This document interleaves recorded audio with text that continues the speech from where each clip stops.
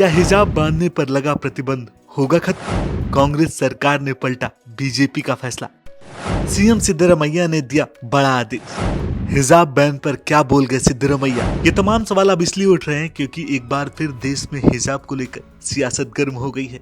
दरअसल 22 दिसंबर को कर्नाटक के मुख्यमंत्री सिद्धरमैया ने घोषणा किया कि उनकी सरकार भाजपा की तरफ से हिजाब पर लगाए गए प्रतिबंध के आदेश को वापस लेगी। उन्होंने कहा कि लोग क्या पहनना और खाना पसंद करते हैं, इस पर राजनीति नहीं की जानी चाहिए।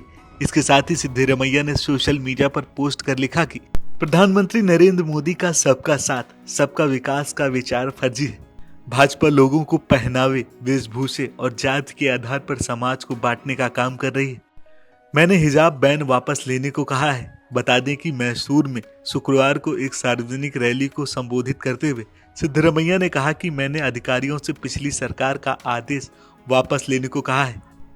लोगों के पहनावे और भोजन में सरकार को आपत्ति क्यों होनी चाहिए? बता दें कि कर्नाटक में हिजाब विवाद पिछले साल जनवरी की शुरुआत में उडुपी के ही एक सरकारी कॉलेज से शुरू हुआ था, जहां मुस्लिम लड़कियों को हिजाब पहनकर आने से रोका गया था। स्कूल मैनेजमेंट ने इसे यूनिफॉर्म कोड के खिलाफ बताया था, जिसके बाद दूसरे शहरों में भी ये विवाद फैल गया। बढ़ते विवाद के बाद कर्नाटक में भाजपा सरकार के दौरान राज्य के शिक्षण संस्थानों में हिजाब पहनकर आने पर बैन लगा दिया गया था, जिसे लेकर कर्नाटक के साथ साथ पूरे देश की सियासत में उबाल आ गया था और काफी हंगामा भी हुआ था। हालांकि भाजपा सरकार अपने फैसले पर अडिग रही और उसने राज्य के शिक्षण संस्थानों में छात्र छात्राओं के ड्रेस कोड में ही स्कूल आने की बात कही।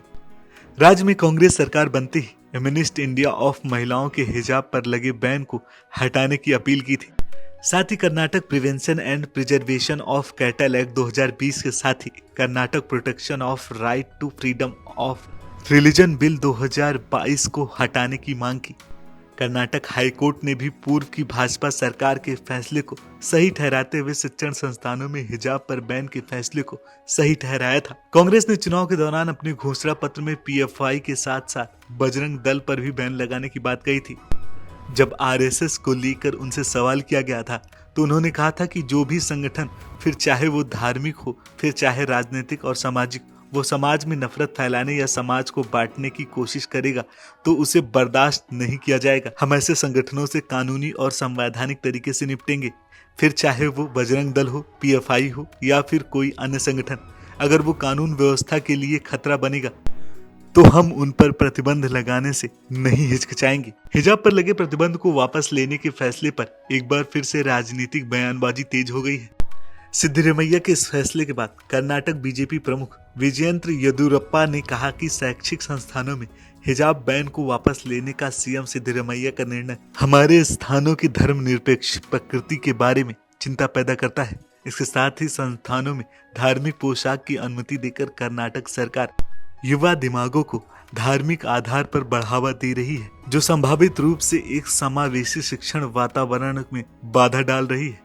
विभाजनकारी प्रथाओं पर शिक्षा को प्राथमिकता देना और ऐसे माहौल को बढ़ावा देना महत्वपूर्ण है जहां छात्र धार्मिक प्रथाओं के प्रभाव के बिना शिक्षाविदों पर ध्यान केंद्रित कर सके।